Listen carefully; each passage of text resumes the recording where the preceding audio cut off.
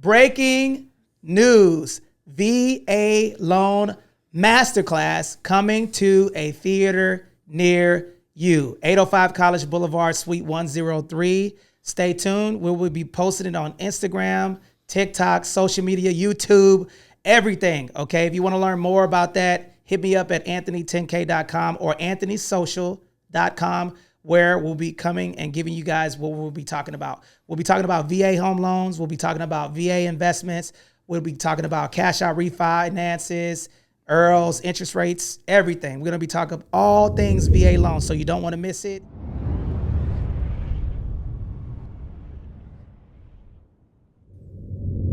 Good afternoon. This is Anthony Glenn checking in with the Sit Rep podcast, where we help you win in real estate. And today we have brother Ian Jensen extraordinaire. That's right. What's up, brother? How you doing? Hey, doing good. Doing good. So today we got a lot of stuff to unpack, y'all. We're going to be talking about that third and fourth week of the escrow process. We're going to be uncovering and talking about the Tidewater process and how that works, and a couple of other things that talks about what type of protection that veterans have in regard to the VA home loan, the appraisal, the home inspection, and then also the contingencies. Welcome. Hey, good afternoon. Good afternoon. So how do you want to start this? There's a lot of things that go on. I want to start it by doing the cheers with the beer, brother. Mm-hmm. That's what we're going to do. Beer cheers. All right. Yeah, man. Cheers. Let's see if I get this in my face. All right, man. There you go. Some social lubrication. All right. So let's go. I think what's more important, man, a lot of people have podcasts and they don't talk about different things in regard to like the real stuff, man. So the reason why we got beer and we're relaxing is because I think it's essential for veterans to know that they can utilize their VA entitlement, and they do have the opportunity to win in real estate, to become an investor, right? So let's paint a scenario, okay? Mm-hmm. We went through week one. We went through week two. Week two has the inspections, and then week two also has the contingencies. Now we're transitioning in, getting that appraisal back. What happens if the appraisal is not at value?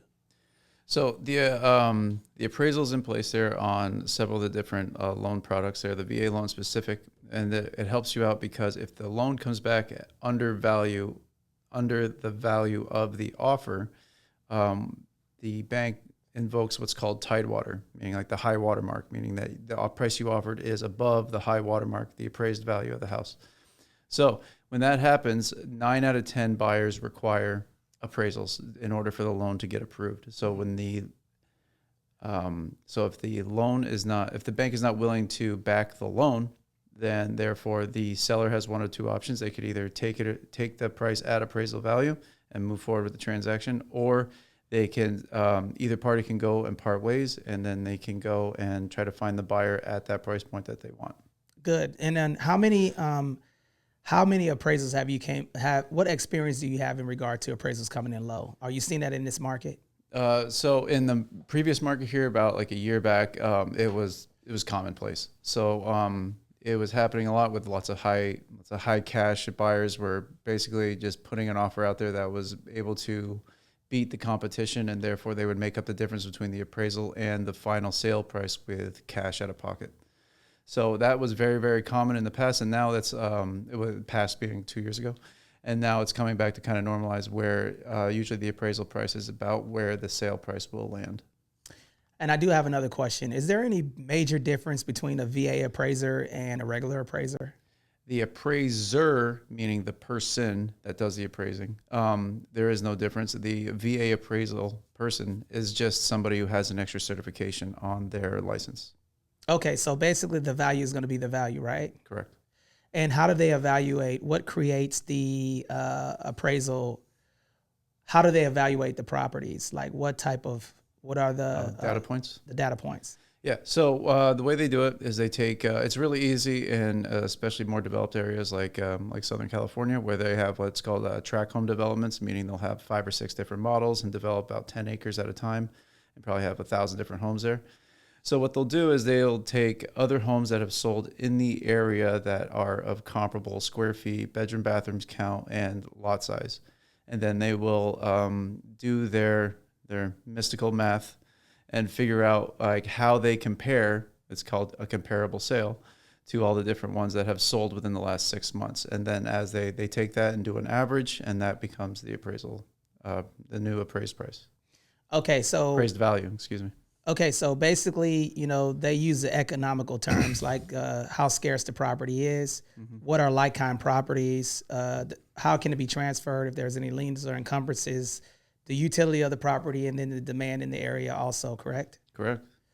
Okay, so after that appraisal comes in, let's just say that, and this is something I want you guys to pick this nugget up because I want you to really, really, really write this down. Let's just say I'm a seller, and what are the benefits from accepting a VA offer on your property in regard to the appraisal sticking with the property? Oh, so this is actually a really good one that a lot of people don't think about. So if you're an FHA buyer, the appraisal that occurs on your property is associated with the house for the next 6 months.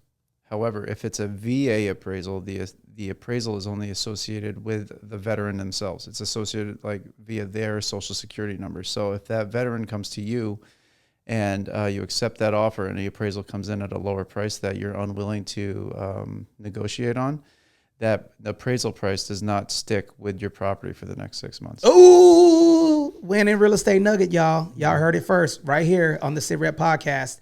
The VA appraisal does not stick with the property. It's associated with the veteran social security number.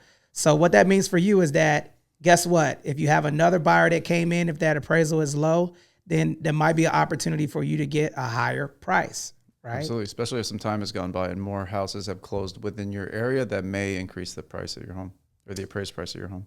Okay. So basically Tidewater gets invoked. After Tidewater gets invoked, is it the agent or the listing agent that's responsible for submitting those comps to bring the price up? So it is by de facto, the listing agent they have the opportunity to rebut the appraisal that was issued. However, as a buyer's agent, if that's say this is your buyer's dream home and there are data points out there that you can assist the listing agent and provide different data points for that they could use as their for their file that they're submitting to the appraisal to get reevaluated. So real estate professionals, if you're out there and you guys are sitting out there and you have a veteran that's selling their property and you're not working with someone who knows VA, you might be in some trouble because they don't know the Tidewater secular process, okay? So you have 2 points. One is the appraiser where you can test the appraisal. And the next step is that you can go to the VA regional office to contest the appraisal. And all of this is just submitting additional documentation in regard to getting that price up. And then also the improvements because appraisers make mistakes, right? Absolutely. And not every property is the same. There's a lot of different intangible things that could be added to it. If there's a view, if there's a pool, if there's all these things that if something was missed by the appraiser, you need to look at it and find whatever details could be not present in the report. That's good. Now that we talked about that VA appraisal, if it comes in at value, let's talk about the contingency in regard to removing that contingency and the request for repairs, as we're going to transition into next. Absolutely. So what is your strategy in regard to this market? Do you still submit the same amount of repair request on the home inspection in a hot market, in a seller's market, or do you advise the client that you should not submit all of those requests? Personally, I always request everything. Okay, that's good. Absolutely. I always request everything because a lawyer once told me whenever he's developing a case, you throw it at the wall and see if it sticks. That's good. Yeah, so that's why I always try to do it. That way, if you can maximize the impact of the different repairs that are needed in the property, so hopefully you can, in return, get more value for your client. Okay. So regardless of the market, you don't fear of losing the actual sale of the property? Are you focused on the commission or are you focused on? No, absolutely not. You got to focus on the client at all times because if in the long run, if they get a turd, then that's going to come back on you as a business owner, and it's going to come back on. It's just the fact of the matter that you're putting somebody into a 30-year agreement with a house that needs significant repairs, and it's just, lack of a better word, just an unprofessional way of conducting your business because it's not going to suit you well in the long run. Now, what happens in the event that they don't want to do repairs? What do they usually typically do in regard to repairs if they don't? What do clients usually do, or what do you see agents doing in this market?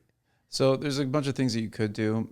As a buyer's agent, there's several different ways. They can either do the repair. The sellers can either do the repairs, like contract different construction professionals to get the repairs done, or they can offer credits. I usually push for credits because I don't really like having somebody who has limited interest in the property to be able to, fix electrical things, because they're probably going to get Uncle Buck to come in and do it instead of hiring a contractor. Mm-hmm. So I always try to go for credits, so that way it can be utilized in terms of their closing costs, so that way we can save them a little bit of money up front, and that way they can find their own and do their own due diligence and find their own contractor on their own time. Got you. Okay, so now we're transitioning into the last week of the escrow process. What happens after the request for repairs and then the appraisal is done? What do buyers need to prepare themselves for going into that final week? What happens next? So after the repairs are done and everything's been negotiated and everybody's come to a happy place on that one, that's kind of when the realtor almost hands the baton off to the lender, and the lender starts really doing a lot of horsepower, moves with the file. They make sure all the I's are dotted and T's are crossed, and it goes to what's called underwriting, which is the professional that goes through and makes sure that everything's legit on the file. And then after it comes out of underwriting, you get what's called clear to close. That means that the file is good to go, and then it's just going to processing after that. And then from there, it's all just signatures and review, and then the buyer gets the keys. Now, what are some of the if you were to give me advice on that last week, what would you tell me not to do? Don't go buy a bunch of crap on credit. Don't go buy furniture. Don't go apply for a new car. Don't do anything crazy. Just chill out, and don't go paying off anything either, because any sort of disruption to your credit profile creates a deeper investigation. So if you go out and drop 30 grand in credit card debt, do that after you close, because it changes your whole profile. So all of a sudden the bank's like, hey, what happened? I got to go back in here and reinvestigate this guy to make sure my file is still accurate and I'm still not being overexposed for any kind of risk. So that's what the bank's always is trying to protect its own interest as far as term of risk. That's good. And another thing that I would definitely say too is that when you guys are going through the process in the end, you also want to make sure that don't listen to people. Okay, stick within what the parameters and everything that people have told you, because it's gonna feel like you're having a baby. Okay, it's gonna feel difficult. It's gonna feel deeply nerve-wracking. But if you follow the process, then you'll be good. So just don't make any changes on your credit, and then also just listen to your real estate professional, your mortgage professional, and ask a lot of questions. Absolutely. Right? Yeah, and there's another thing too that a lot of people get stirred up around is like, they don't listen to the real estate professional, and they start talking to other people that don't buy and sell real estate frequently. They're scared. They go, if they really trust their uncle or something like that, they'll go talk to them. But the nature of the matter is if they haven't bought and sold real estate, 20 times in the last month, they probably know less than your realtor. So do your best to make sure that you're listening to people who are actively engaged in the industry. And another, I definitely agree with you. Another thing that I would highly advise is that once you start buying real estate, I highly advise you to get a tax professional as well, a professional tax professional, and also look into putting that property in a trust to protect your asset. Now, after closing, right? People typically get a lot of mail and stuff with paying things. Mm-hmm. What advice would you give those people in regard to that? Once again, talk to the professionals you're familiar with, because after you close on a property, your information it's public record that so and so with such and such a number lives at 1234 Elm Street. Mm-hmm. So you just become a whale for them to market to. So what happens? You're going to get a ton of refinance paperwork, especially after the 6-month mark where you become eligible for it. So make sure that you're talking to the right people you trust, because there's a lot of different ways for these people to promise one thing and then bake in a bunch of other fees into the process that ultimately does not serve you whatsoever. Yes. Before you put solar, Yes. look at me. Before you put solar, before you put a water softener system, before you do anything, call your real estate professional. Okay? Anything That requires anything before you do plumbing, before you do heating, air, electrical, foundation, roof, pay for anything that broke. You have, in most cases, you'll have a home warranty, and the realtor has already done things to protect you. So just make sure you call your real estate professional and talk to them in regard to anything that goes wrong with the property. And guess what? If you can't call your realtor, you picked the wrong one. All right. So right. Our service extends indefinitely. That is the key. Talk to us. We want to know what your problems are, because we know houses. We work with them every day. Yes. And then also, some other advice that I would give, and this is the reason why I'm blowing is because when you're going through this process, the person should be educated. If you're with a real estate professional and they don't know the loan product, you're probably going to overpay. So all of those nuances and stuff like that, if the underwriter is asking you for stuff, it might be uncomfortable. But the reason why they're asking, the realtor or the loan officer is asking you for stuff, is probably because it's needed in order to close the file. So just, if they're asking you for stuff, that's probably a good thing. Absolutely. It means they're on top of their game too. Because the last thing you want is to be at the very final stage and then you're, pulling paperwork out of the thin air because you don't have everything put together. Indeed. Now, I also want to say congratulations to Ian Jensen, because he now has 8 investment doors, y'all. Yep. Congratulations. Yay! Boom. All right. Yeah, thank you. So before we close, I always like to give a nugget. I definitely want to say I'm proud of you and your growth. How can people reach you? You can find me at ianjensen10k.com and on Instagram at JENSETRON, Jensatron. It's an old nickname. And then on Facebook, Ian Jensen, Remax Liberty. You can track me down. I'm wearing a white shirt and a black suit. Indeed. Thank you very much for listening. And you can reach me at anthony10k.com. And I have breaking news, y'all. Breaking news. VA Loan Masterclass coming to a theater near you. 805 College Boulevard, Suite 103. Stay tuned. We will be posting it on Instagram, TikTok, social media, YouTube, everything. Okay. If you want to learn more about that, hit me up at anthony10k.com or anthonysocial.com, where we'll be coming and giving you guys what we'll be talking about. We'll be talking about VA home loans. We'll be talking about VA investments. We'll be talking about cash out refinances, IRRRLs, interest rates, everything. We're going to be talking all things VA loans, so you don't want to miss it. So stay tuned. Ian, yes, magnificent podcast. Thank you for coming. And yeah, man, we're going to be kicking this content. And guess what? Our Facebook group, okay? Come to the Facebook group. We're going to be pushing free content there for you guys to learn how to invest in real estate and how to win in real estate. Anthony Glenn checking out, and we'll see you guys next time.